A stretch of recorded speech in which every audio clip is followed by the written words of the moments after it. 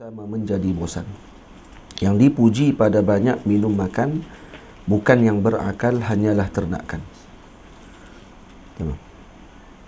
Ini disebut juga oleh Al-Imam Badruddin Ibn Jama'ah. Dia kata min a'zamil asbabil mu'inati 'ala al-ishtighali wal fahmi wa 'adamil milal atau malal aklul qadri al-yasiri min al-halal. Ini antara sebab besar untuk membantu kepada ishtighal. Ishtighal bitahsil maknanya untuk kita sibuk dalam tahsil, mendapatkan ilmu. Wal fahmi wa 'adamil malal, dan juga faham dan daripada mengelakkan daripada bosan. Apa dia sebab dia? Aklul qadril yasir minal halal. Ini makan sedikit. Itu Imam Syafi'i mengatakan, ma syabi'tu mundu 16 sanah. Saya tidak pernah kenyang semenjak 16 tahun yang lalu. Jadi sejak 16 tahun dia tidak pernah kenyang. Wa sababu zalika anna kathratal akli jalibatun li kathratish syurbi. Itu saya sebut ni, saya sebut dah sebelum ni kan. Jadi kerana banyak makan akan menyebabkan banyak minum. Wa kathratahu jalibatun lin-naumi, dan banyak minum pula akan menyebabkan seorang tadi akan tidur. Wal baladah, dan juga bodoh. Wa qusuriz zihni wa futuril hawas wa kasalil jismi, akan jadi malas, jadi lemah badan dan sebagainya hanya kerana banyak makan dan minum. Hadha ma'a ma fihi min al-karahiyati asy-syar'iyyah wa ta'arrudi li khatari al-asqam al-badaniyah kama qil. Dan itu termasuk lagi dengan larangan daripada syarak yang akan menyebabkan jadi penyakit yang banyak pula kerana banyak makan. Nah, itu disebut fa inna ad-da'a aktsaru ma tarahu yakunu min at-ta'ami aw asy-syarabi. Itu syair sebut. Fa inna ad-da'a aktsaru ma tarahu. Banyak penyakit yang yang aku lihat, yang kamu perhatikan, yang kamu tengok, yakunu min at-ta'ami aw asy-syarabi. Sebenarnya berlaku daripada banyaknya makan dan minum. Sebab tu kata di sini walam yura ahadun minal awliya'i wal a'immatil ulama yasifu syakiran aw yusafu bi kathratil akli wala humida bih. Tak kita perhati orang alim, orang soleh, para wali Allah Ta'ala, disifatkan mereka iaitu dengan seronok ketika banyaknya makan. Tak ada seorang alim kita kata ini alim kabir yang terkenal banyaknya makan. Tak ada sebut dalam kitab. Dia suka makan. Tak ada. Itu bukan pujian sebenarnya. Tak termasuk dalam manaqib banyak makan ni. Al-Imam Muhammad bin Sulaiman, Muhammad bin Hasan Syaibani, anak murid Imam Abu Hanifah, badannya gemuk, gempal. Jumpa dengan Imam Sufyan. Imam Sufyan kata, ma hadha siman? Ni apa gemuk macam ni? Alim apa gemuk ni? Imam Sufyan kata dekat Imam Muhammad bin Hasan Syaibani, anak murid Imam Abu Hanifah, ashab, mujtahid mutlak. Jadi bila kata kepada Imam Muhammad bin Hasan kata apa? Hadha bikasrati hadha bisababi farahi lil Islam. Ada jatuh kata. Ini sana sebab gembiranya aku dengan Islam, dia kata. Maka sebab tu jadi gemuk dia. Dia bila dah seronok dengan agama ni makan banyak dia. Tu panggil jawapan pelepah. Jawapan beda pelepah diri. Ulama-ulama ada dia punya jawapan pelepah dia banyak juga. Dia untuk guru. Jadi kesemuanya dengan sebab apa? Sebab kurangnya makan. Boleh kan? Jadi sebab tu kata al-Imam, saya ringkaskan, dia kata aula an yakuna ma ya'khudhu min at-ta'ami ma warada fil hadits 'anil nabi. Ambil apa yang disebut oleh Nabi SAW, sekadar makanan kita yang Nabi katakan ma mala ibnu adam wi'a syarra min batnin bihasbi ibni adam luqaymatun yuqimna sulbah.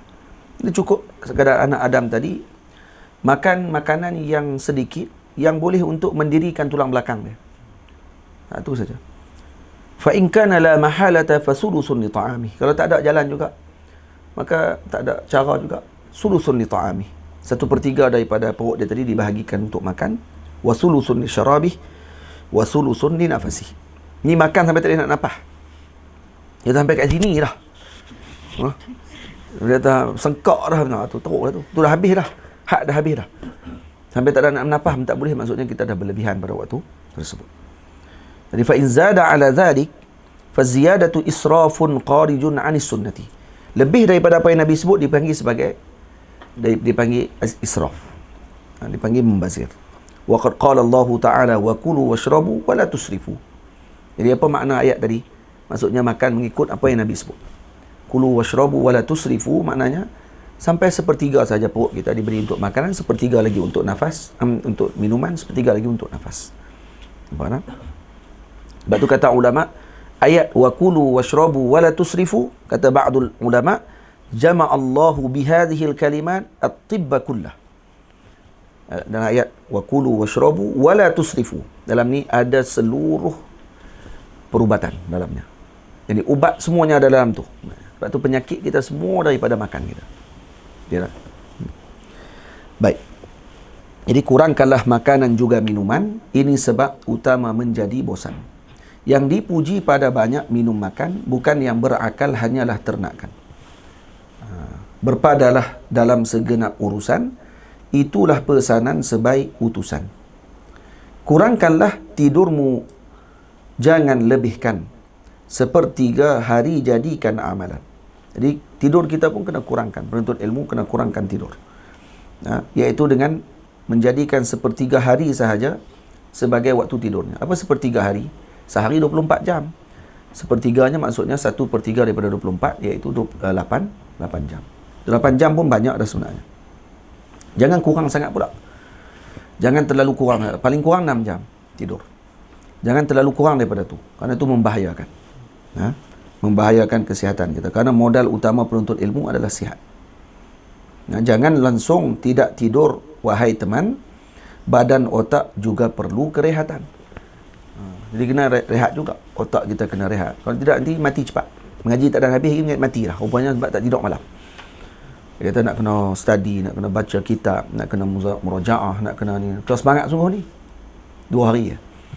2 tahun, lepas tu tengok kiok lah. Ya lah betul, dia dapatlah syahid insya-Allah kerana menuntut ilmu tapi tidak tersusun dengan baik.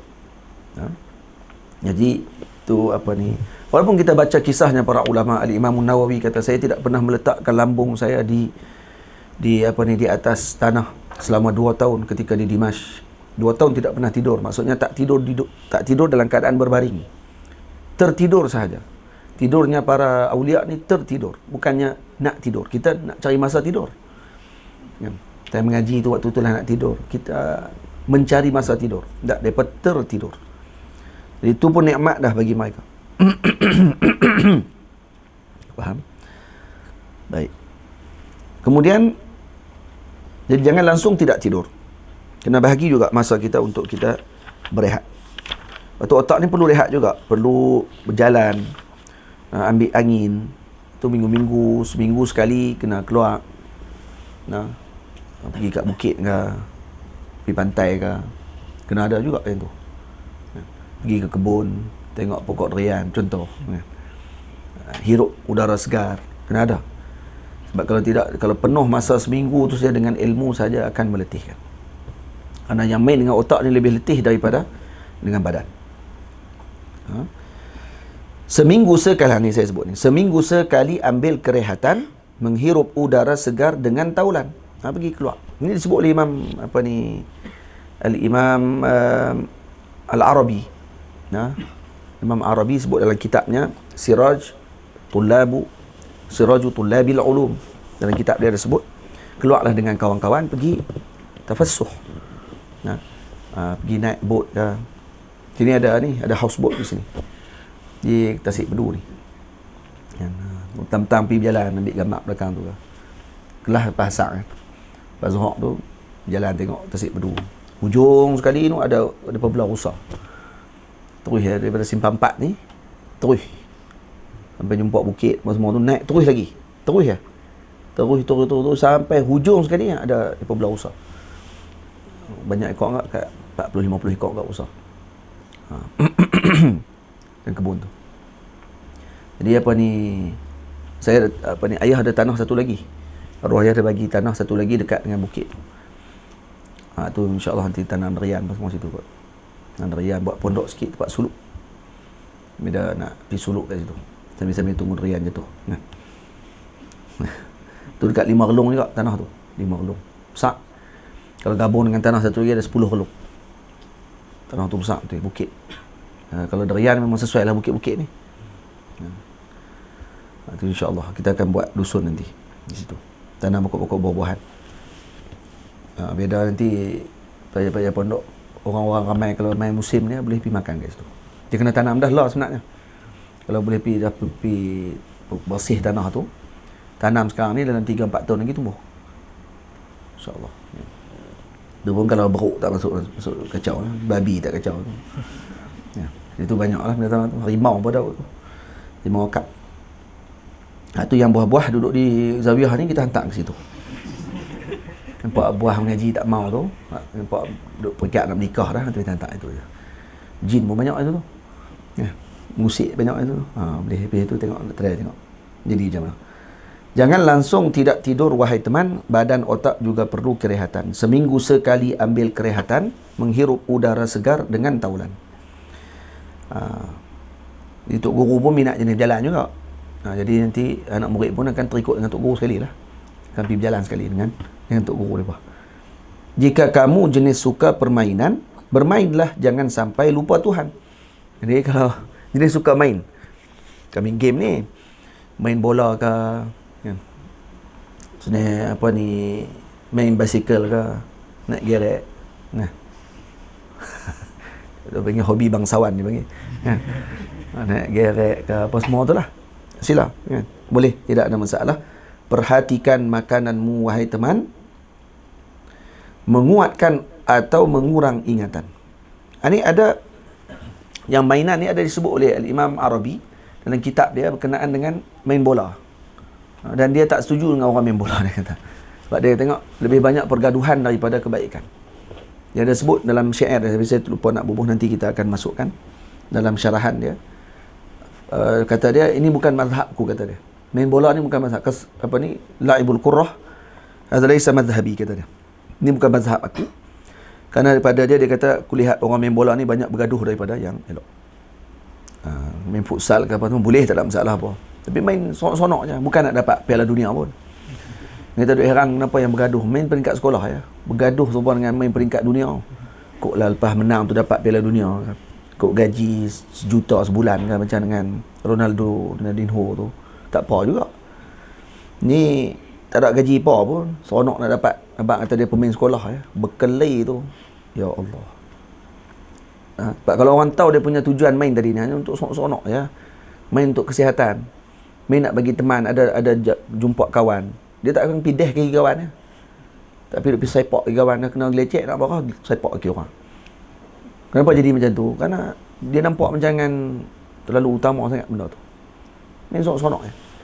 Nanti kita di sini akan buat gym nanti insya-Allah. Sebab Tok Guru badan tegak kan, jadi murid pun kena tegak kan. Tak itu lagi. Ya. Pumping pula lagi. Biar ni kita takkan buat video lah. Kali dengan ni Fitri. Apa boleh kawan orang. Video 4 saat. Baik. Jika kamu jenis suka permainan, bermainlah, jangan sampai lupa Tuhan. Perhatikan makananmu wahai teman, menguatkan atau mengurang ingatan. Ni makanan pula. Jadi apa ni, penuntut ilmu yang saya sebut dalam ni, penuntut ilmu juga perlu rehat. Rehat. Kalau nak main boleh, tidak ada masalah. Bukannya semuanya dalam orang panggil apa? Sibuk sampai nak main pun tak boleh. Tak. Sebab tu kita nanti kalau di sini, kalau kata lepas rauhah asar, waktu asar tu boleh nak apa ni? Nak berehat-rehat sekejap. Tapi nak keluar tu tak kot. Keluar lagi jumpa orang kampung pula lagi. Dia masalah macam ni. Duduk dalam ni lah. Kalau nak keluar pun keluar dengan apa ni, dengan Tok Guru, dengan ustaz semua keluar. Pergi kat mana-mana. Kan? Habis seminggu sekali natok untuk kita pergi berehat-berehat. Tapi berehat dengan ilmu, berehat dengan ada juga majlis. Kan? Tapi sambil-sambil itu berehat. Kena ada. Jadi juga makanan pun kena jaga juga. Makanan-makanan yang boleh menambahkan ingatan kita perlu diambil. Makanan yang boleh mengurangkan ingatan kita juga perlu dielakkan. Jadi kita, ini disebut oleh para ulama dan dalam perubatan tib pun disebut perkara-perkara ni. Faham? Jadi apa yang saya sebut di sini, apple hijau, cuka dan kacang bakhilla sebaiknya dijauhkan dan dielak. Jadi apple hijau antaranya. Jadi tufah al-hamid dipanggil. Tufah hamid kerana dia masam. Benda masam ni asidnya banyak, jadi dia boleh menyebabkan kalau terlalu banyak, maksudnya bukan tak boleh makan langsung. Ambil dengan kadar yang banyak tu tak sesuai. Kalau orang dia nak buat diet, antara makanan yang dipilih bagi mereka apple hijau. Apple hijau yang elok untuk diet. Tapi dia bukan makan sampai 4 biji. Sebiji ya. Sehari sebiji dia makan. Yang masalah ni kalau berlebihan. Sebab tu kita sebut pada mula-mula lagi. Iaitu apa dia? Berpadalah dalam segenap urusan, itulah pesanan sebaik utusan. Yang kita sebut pada bait yang ke 107. Jadi dalam kitab ni Imam Badruddin Ibn Jama'ah ada sebut, dia kata an yuqallil isti'mal al-mata'im allati hiya min asbabil baladati wa dha'fil hawas.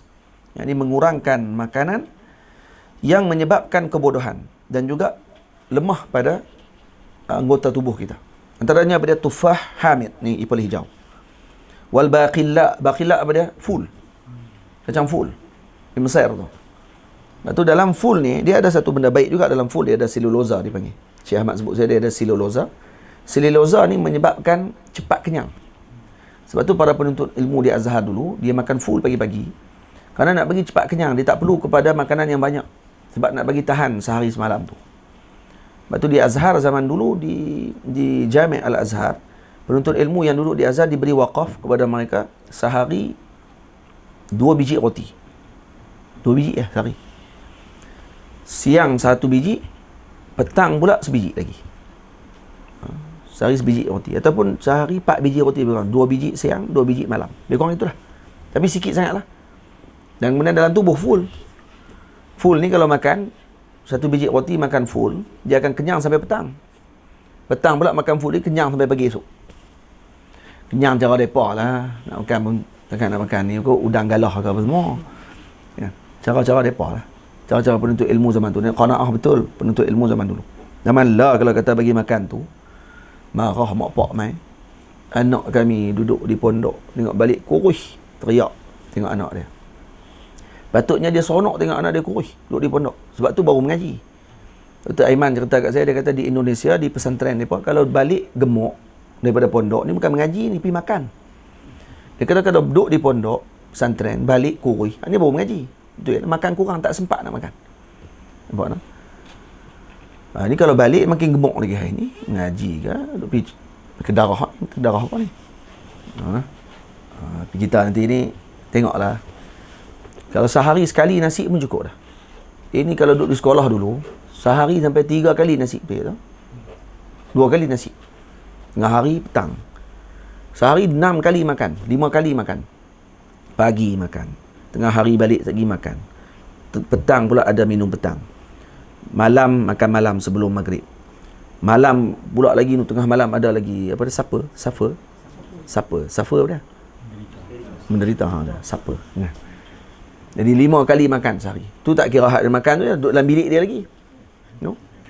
Hak Maggi hak dia simpan dalam loker dia. Dia dah ambil air panas tengah-tengah malam. Hak tu ada lagi. Berapa kali makan langsung. Ada juga lah nanti pun di sini pun macam tu lah. Kita makruh lah pelajar ni, penuntut ilmu dia akan ada lah dalam bilik dia. Dia akan makan benda-benda macam tu. Tapi elakkan daripada makan makanan yang boleh menyebabkan ganggu pada ingatan kita. Maggi kena tinggal sepatutnya. Saya duduk makan lah. Makan benda lain tak apa, roti tak apa lagi. Ya. Kena berlatih benda-benda macam tu. Baru kita akan jadi bersungguh. Boleh. Jadi apple hijau, cuka dan kacang bakhilla. Bakhilla ni macam saya sebut tadi, dia ada seluloza yang boleh menyebabkan, ataupun selulozi dipanggil, yang boleh menyebabkan cepat kenyang. Wa kadzalika ma yuksiru isti'maluhu al-balgham. Dan juga makanan-makanan yang boleh menyebabkan banyaknya balgham. Balgham dia ni kahak. Ini yang menyebabkan jadi kurang ingatan kita. Al-muballid lizihni, yang menyebabkan otak jadi lembab. Al-musqil lil badan, yang menyebabkan badan kita jadi keras, jadi berat. Seperti apa dia? Kena makan makanan yang kalau makan makanan yang macam ni, dia akan menyebabkan jadi balgham. Apa dia? Contohnya kasratil alban, banyak minum susu. Banyak minum susu sangat pun tak elok juga. Tiap masa susu. Kita macam tu. Teh susu. Teh air tu kan. Teh panas nak kena susu. Kopi kena ada susu. Malam susu lagi. Semua susu. Ini kasratil al-balgham. Dia akan menyebabkan banyak balgham. Jadi kurangkan. Yang disebut ni kasratil alban, bukan dibuang alban. Maksudnya bukan dibuang susu, tidak. Tapi dikurangkan susu. Jangan membanyakkan susu. You know? Apa dia? Wasamak, ikan. Ikan banyak-banyak pun tak elok juga. Pun boleh menyebabkan balgham yang banyak. Ini yang disebut oleh para ulama ni, kena ambil juga perhatian. Ada seminggu 2 kali je makan ikan, cukup. Lepas tu hal lain tu makan ayam. Daging sebulan sekali. Kan? Ataupun sebulan 3 kali ke makan daging. Tak. Kalau orang bagi hadiah daging, makan daging. Ni tiap-tiap hari daging. Itu pun masalah juga. Tiap-tiap hari daging, betul dia nak nikah. Dia orang makan daging banyak sangat, nafsu dia kuat. Pagi steak, tengah hari steak, petang steak. Ni rimau ke apa ni? Sebab tu kita ni orang Islam, kata Syekh Hamzah Yusof, dia kata kita ni adalah semi-vegetarian, dia panggil. Kita bukan vegetarian betul. Kita semi-vegetarian. Semi-vegetarian ni kita akan makan lebih banyak sayur daripada makanan berdarah. Sungguh. Kita makan juga makanan berdarah. Ikan, daging, ayam. Kita makan. Cuma lebih banyak kepada sayur. Dan hatta makanan Nabi pun macam tu kalau tengok balik. Nabi jarang makan kambing. Illa ala dhafaf. Mereka kalau datangnya tetamu saja. Tu pun kalau ada makanan tu. Tapi kebanyakan makanan Nabi apa dia? Syair. Roti syair. Kemudian tawabil. Tu makanan-makanan yang dibuat daripada rempah ratus. Itu yang Nabi makan. Kita kena macam tu sebenarnya. Semi-vegetarian. Kita bukannya macam carnivore. Kita bukan binatang hak jadi makan daging ni. Yang kita pun haiwan juga. Haiwan natiq. Ini zulhayah. Ini taharrak bil iradah. Kita bergerak dengan iradah kita kan. Jadi itu cara makannya. Ini yang bagi an yasta'mila ma ja'alahu Allah Ta'ala sababan li jaudati dhihni. Kena makan makanan yang boleh menyebabkan otak kita jadi bijak, jadi cerdik, jadi tajam. Antara lain dia kamadghil liban. Seperti kita mengunyah liban zakar dipanggil, ataupun dipanggil Arabic gum tu. Bukan yang buat gula, buat kopi tu, hak tu mengarut ya. Kopi 3 dalam 1 tu semua penyakit tu. Jaga-jaga, bahaya. Jangan duk biasakan sangat makan makanan tu. Seronok duk makan kopi 3 dalam 1. Kan? Ada dalam tu susu, ada siap semua dah sekali. Lepas tu dalam tu dia sebut ni ada Arabic gum. Lepas tu ada pula kurma dalam tu. Dia bukan buah banyak mana pun. Rasa pun tak. Yang tu bahaya, jangan biasakan makan tu. Yang tu orang panggil potong kaki cepat namanya. Elakkan daripada makan terus yang tu tak apa. Mas bancus sendiri. Beli kopi cap gantang tu buat sendiri. Lagi elok nanti kita ada kedai kopi sini nanti insya-Allah. Ini ada kedai kopi Almano. Kedai kopi ni, kedai semua ada ni nanti. Kedai kopi ada. Pokok pokok petai tu dah bak dah. Kak Ustaz Soleh jangan duk buang pokok petai tu. Nanti kita nak buat ran atas tu. Tahu kan? Buat macam tempat rehat atas tu, buat dengan kayu. Macam ada rumah atas pokok. Tu cara tu. Lepas tu dia punya tangga dia naik pusing-pusing pokok, naik atas, duduk atas pokok tu. Duduk atas pokok tu buat bagi elok betul. Boleh nak minum kopi ke, makan kek. Kita ada kedai kek, kedai kopi. Nyakit semua tu. InsyaAllah tu pemikiran saya sejak belum ada zawiyah lagi. Saya kata kalau ada pondok, tu saya nak buat. Yang pertama ada maktabah, tempat jual kitab-kitab. Yang kedua tempat percetakan, ada cetakan kita sendiri.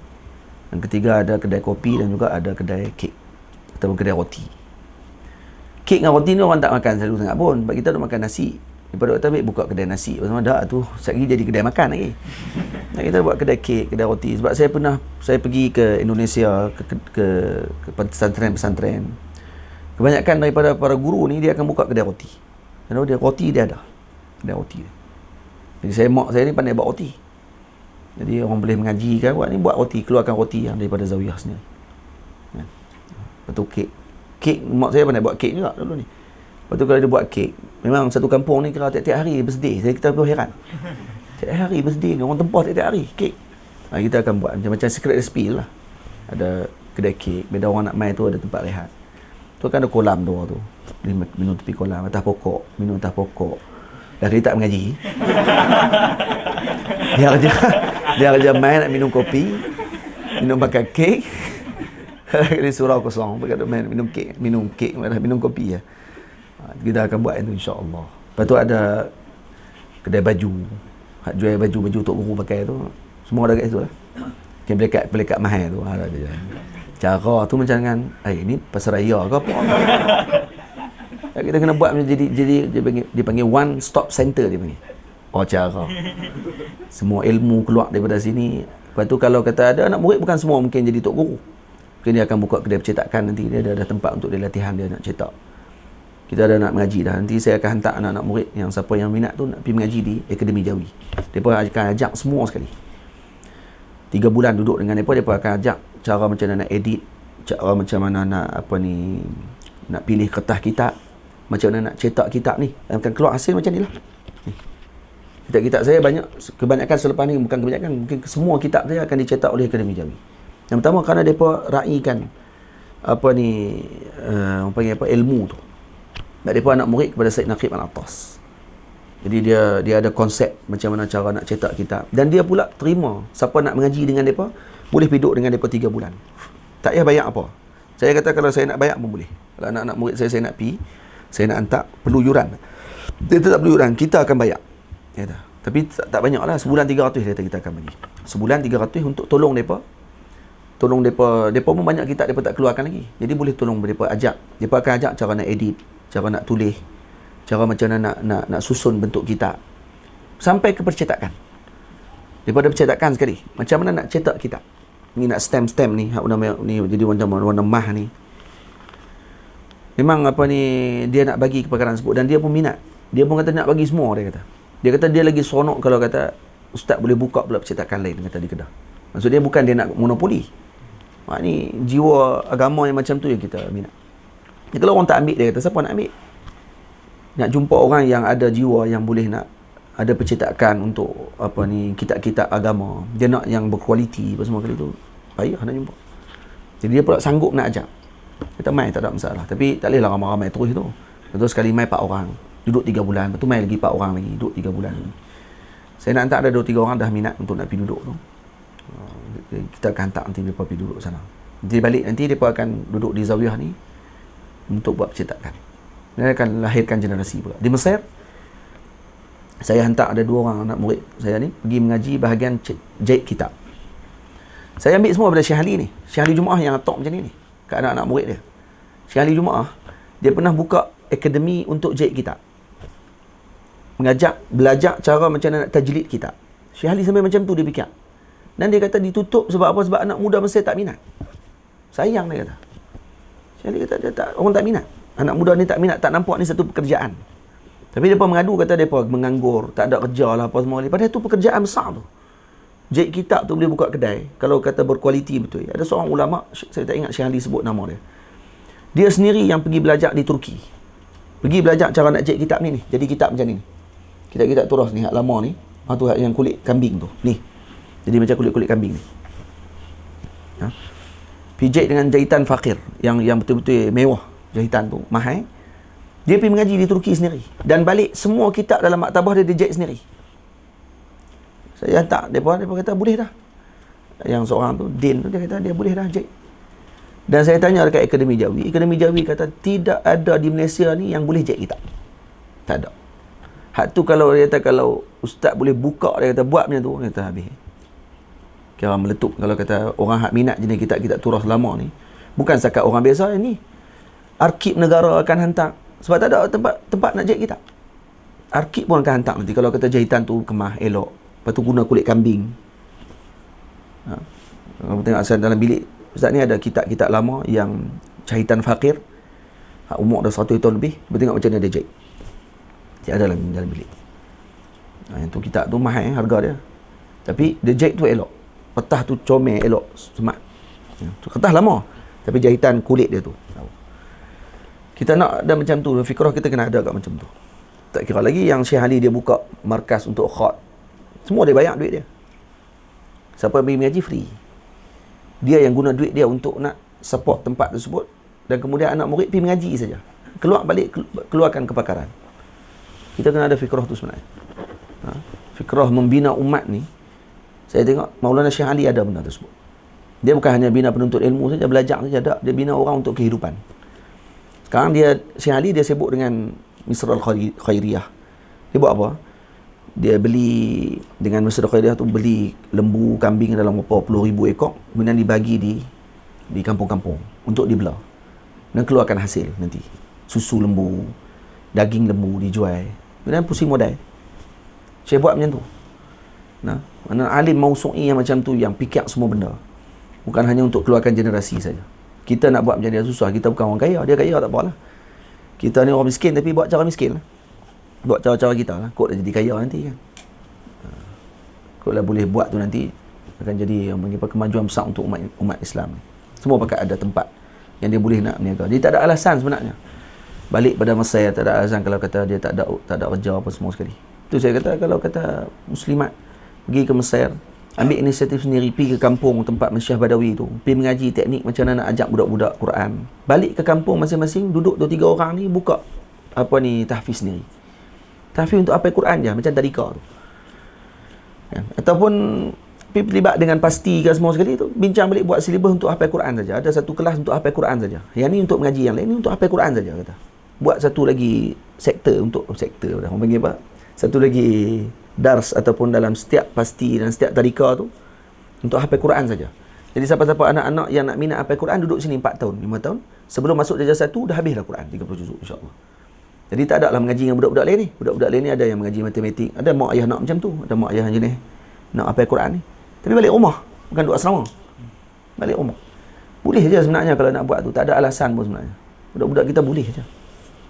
Ya. Hafal ingat kuat sebenarnya. Kira kita tak cuba. Kita selesa dengan sistem kita yang ada. Kita nak kena ubah sistem tu. Siapa lagi kita? Kalau dah ada macam pasti tu, dah ada institusi, dah ada tempat mengajar dah. Kenapa tak buat macam tu? Kan? Dan tak semestinya guru tadi hafal Quran. Tak semestinya. Yang penting teknik tu.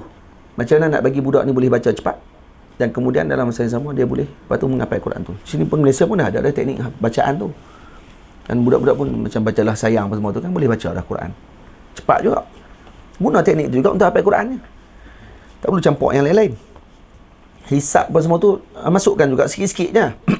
Bahasa, mengaji adab. Patutnya budak-budak ni waktu ketika kecil ni mengaji adab saja.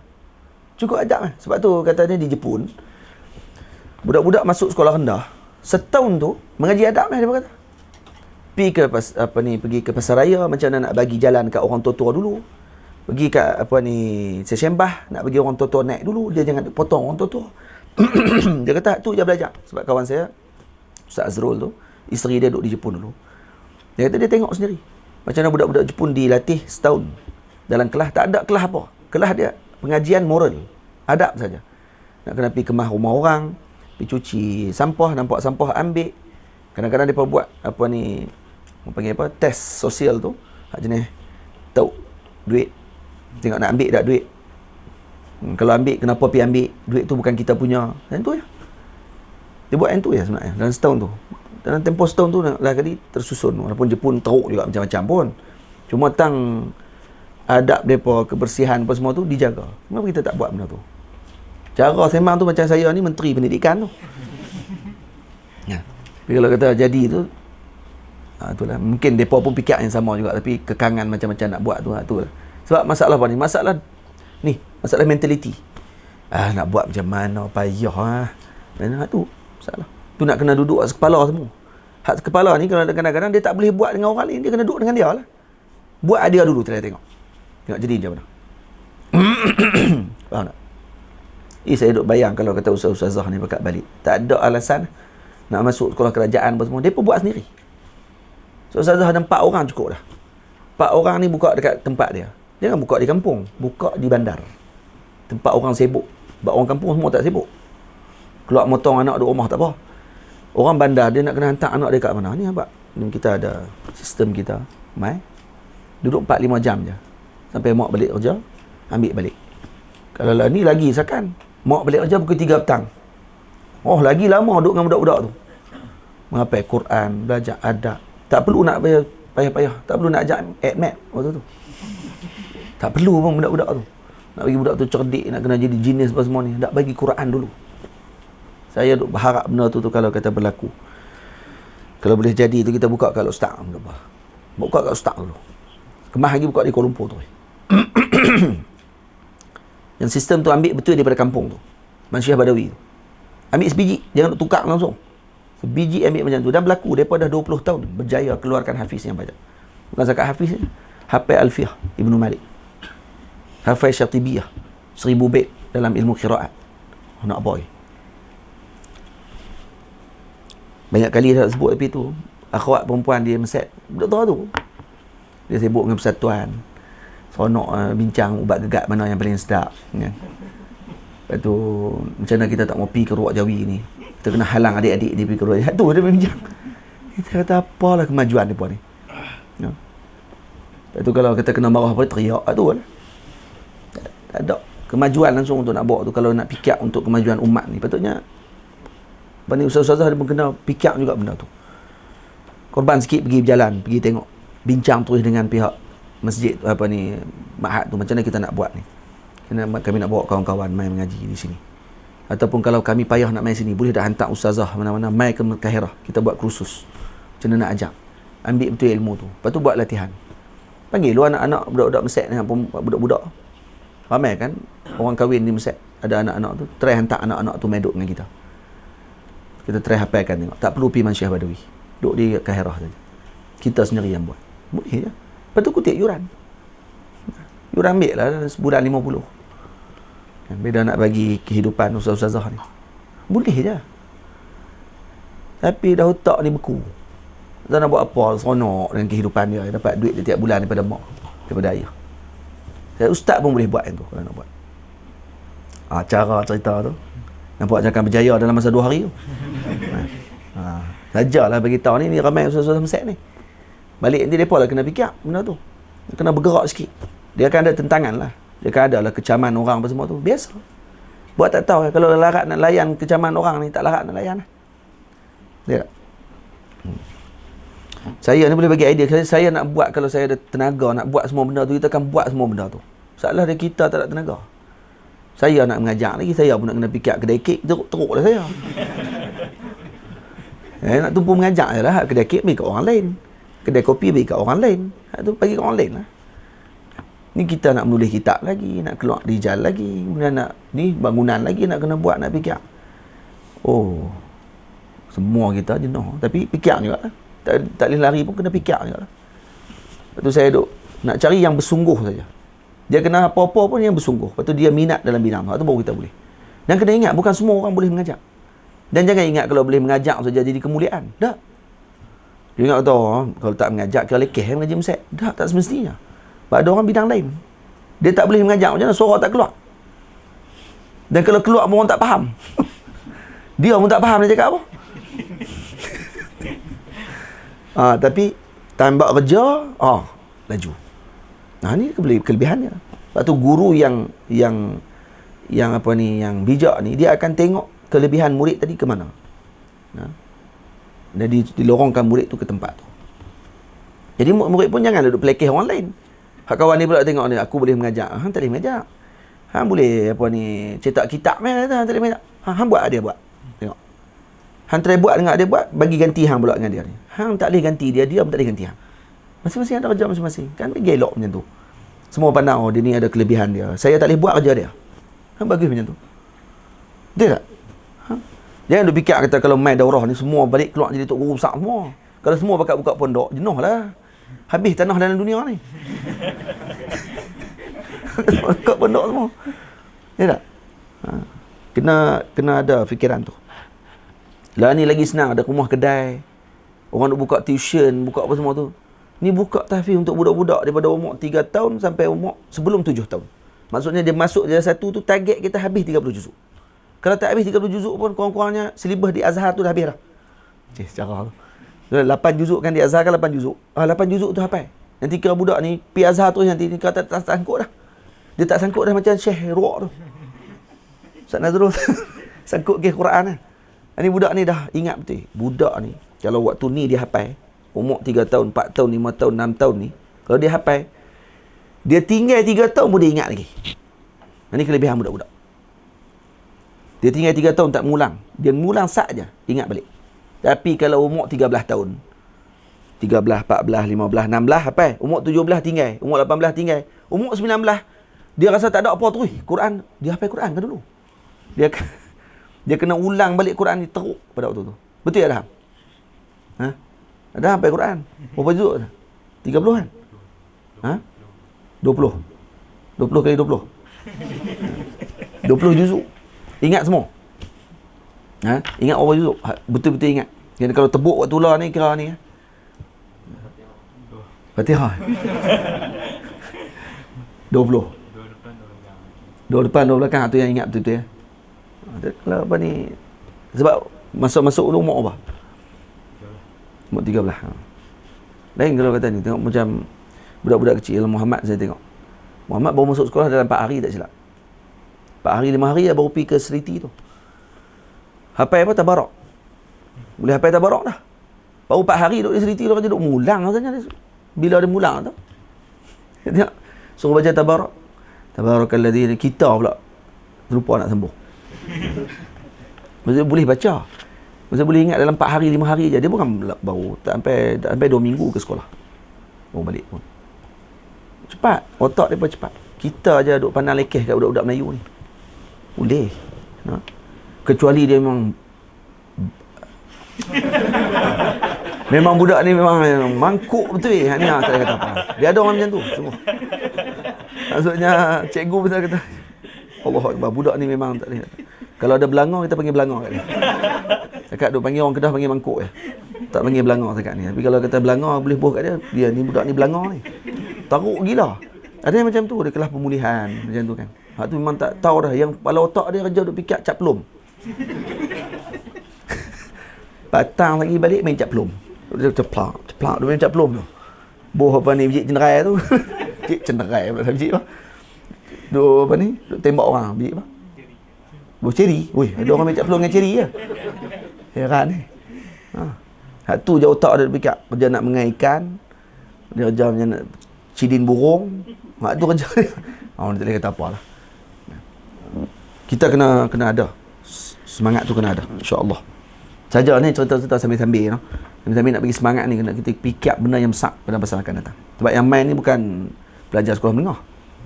Ni orang besar-besar dah. Nah. Nak masuk Azhar, nak pergi ke pusat pengajian besar-besar. Jadi kita kena fikir benda tu. Kena fikir lebih pada tu. Ni yang saya duk fikir ni, saya rasa saya duk fikir ni macam teruk dah ni. Tapi saya tak boleh nak fikir. Macam mana Syekh Ali fikir? Dan dia bukan fikir, dia buat terus. Itu yang saya kagum semua tu. Rupanya ada satu tempat untuk mengaji khat di belakang Sayyidina Hussein tu. Siapa pun tak tahu. Dia kata mengaji free kat situ. Pakat duk pergi mengaji. Siapa pun tak tahu. Lepas tu baru tahu rupanya Syekh Ali punya. Rupanya dia punya tempat tu. Lepas tu dia pernah buka untuk mengaji Quran tarik apa Nuraniyah apa. Satu pun dia support siapa-siapa budak Melayu yang nak pergi, tulis nama, dia akan bagi yuran semua, dia akan bayar yuran. Pergi mengaji saja. Ada beberapa sesi atau pengajian tu untuk mengaji teknik Nuraniyah tu. Jadi balik boleh mengajak pula budak-budak cara macam mana nak mengajak Quran. Teknik Nuraniyah tu. Kemudian dia buka tempat untuk nak tajlid kitab tu yang saya sebut tadi ni. Tapi tak ada sambutan. Jadi kalau saya tahu waktu tu, saya akan hantar ni anak-anak murid yang pandai-pandai dalam bidang tu pergi mengaji Ustaz. Sebab yang Syekh Ali pilih ni biasanya yang memang pakar-pakar betul ya. Hak mengajar tu. Tapi dah orang tak ambil perhatian, tak ambil berat. Sayang. Di sini tak ada tu tak ada langsung. Nah, jadi ni bab makan tadi tiba-tiba pergi lari sampai ke buka kedai kopi kan. Jadi itu antara sebab jaudatil zihn kamadghil liban wal mustaka. Ini saya sebut di belakang. Juga makanan yang membanyakkan kahak, susu berlebihan, ikan juga lemak. Ini antara benda yang boleh menyebabkan banyaknya kahak. Jadi kena elakkan makanan-makanan ni, iaitu susu yang berlebihan. Sebab tu saya sebut berlebihan. Berlebihan ni qaid dia. Maksud jangan lebih-lebihkan makan susu. Nah. Ikan juga lemak. Ikan pun jangan banyak sangat. Juga lemak binatang. Saya kerja tiap-tiap hari nak makan apa ni, kawaret, kaki kambing tu. Oh, penyakit semua. Sedap lah di mulut ni. Tapi lepas tu jenuh. Jadi apa makanan yang kita perlu makan? Ini liban, mustaka dan kismis diamalkan, menguatkan serta menambah ingatan. Ini makanan yang perlu kita amalkan. Liban, mustaka. Mustaka ni sejenis liban juga. Dia macam liban. Liban dia Arabic gum tu, dia warna kuning-kuning sikit. Mustaka warna dia macam tu juga. Seakan-akan tu. Kalau buka dalam, dia panggil mustik, dia panggil. Ataupun dalam bahasa Melayu dia panggil mustika. Mustika tu makanan tu lah. Hak tu pun antara yang elok untuk dimakan. Jadi kalau kita disebut dalam kitab, dan ni untuk membantu penuntut ilmu. Jadi mana-mana tempat pengajian patutnya disediakan benda tersebut. Memudahkan penuntut ilmu untuk ada benda tu di tempat dia. Faham tak? Jadi kalau kita disebut dalam kitab ada liban. Jadi kita kena sedia liban lah di Zawiyah.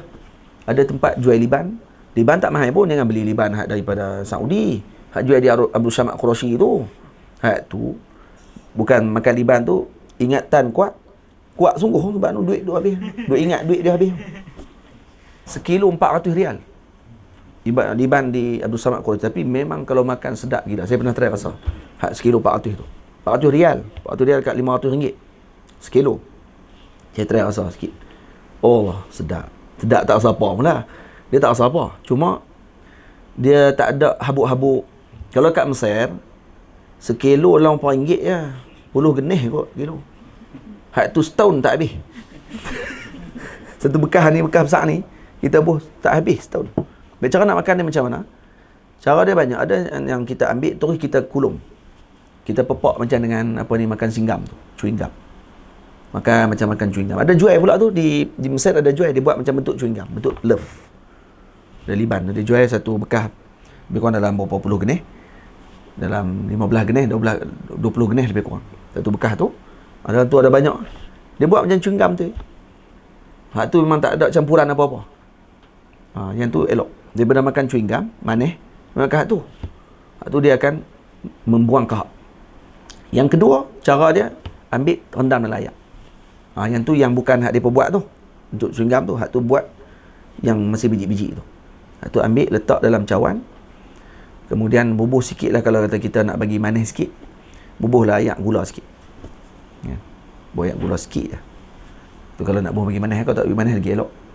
Kemudian tinggal semalaman. Esok pagi, selepas bangun daripada subuh tu, minum mak tu dulu. Sebelum masuk bilik air, minum mak tu dulu.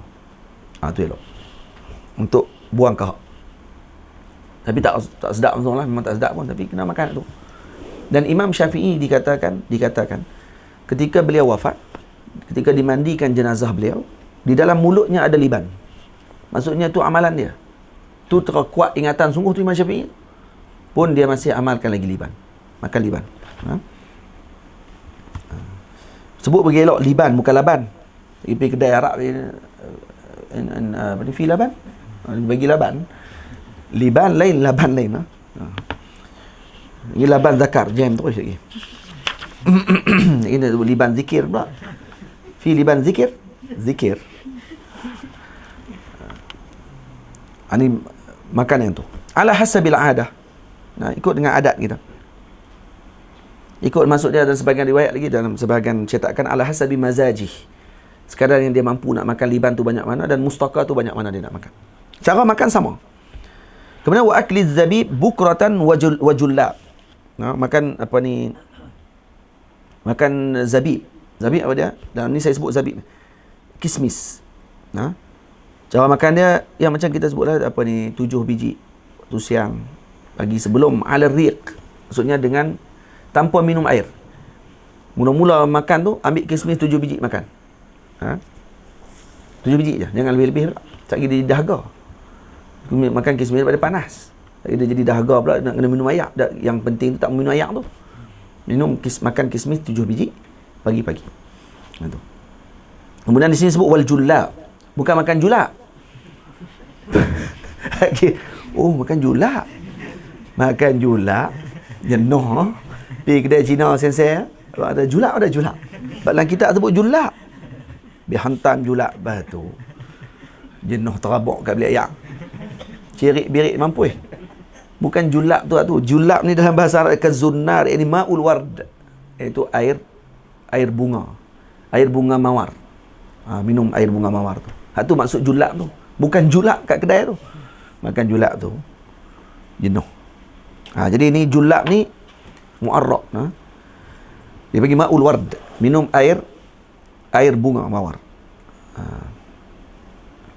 Saya pergi ke Taif. Di Taif dia buat air bunga kan.